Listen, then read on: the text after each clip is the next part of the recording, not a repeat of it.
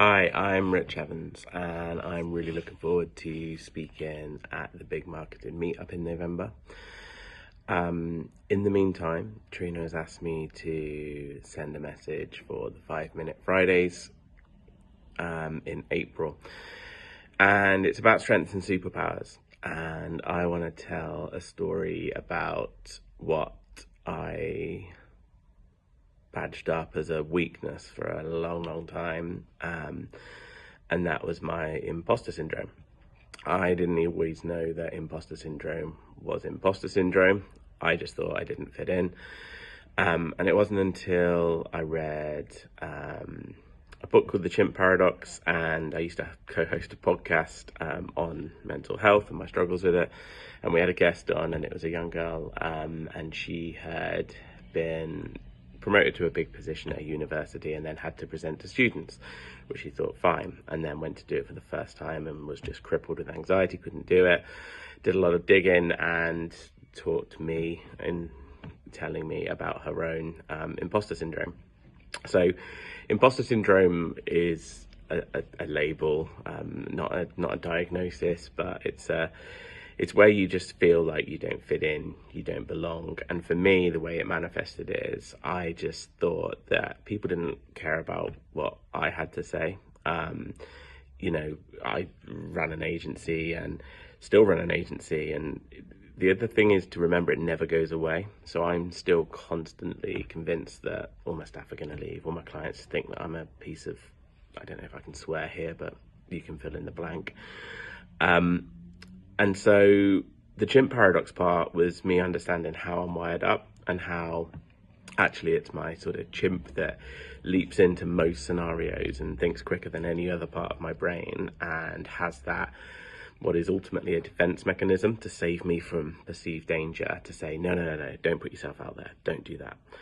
And so over time, what I did is I tried to rationalize with that chimp and rationalize with the feeling and built like a bit of a relationship with my imposter syndrome. And what I worked out is that it's actually what makes me pretty good at what I do. Because I constantly feel like everyone is gonna leave, it makes me a better leader. Because I feel like all my clients are gonna leave, it makes me really like super anal when it comes to the work that we're doing and making sure that we are servicing them really well.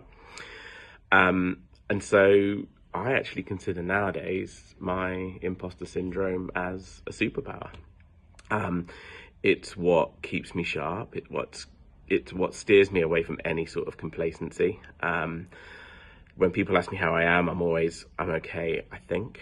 When I am asked how a pitch went or how a talk went, I'm always not certain, but I think it went okay. And that's just me trying to avoid any sort of complacency where I suddenly go a full 180 and sit here and say, you know what, I've nailed it. So I think what I'd try and encourage anyone to do is dig deep on where you think your weaknesses are, where you think the areas that hold you back are, and see if you can build a relationship with them. You're unlikely to make them go away. Like, I still am crippled with imposter syndrome.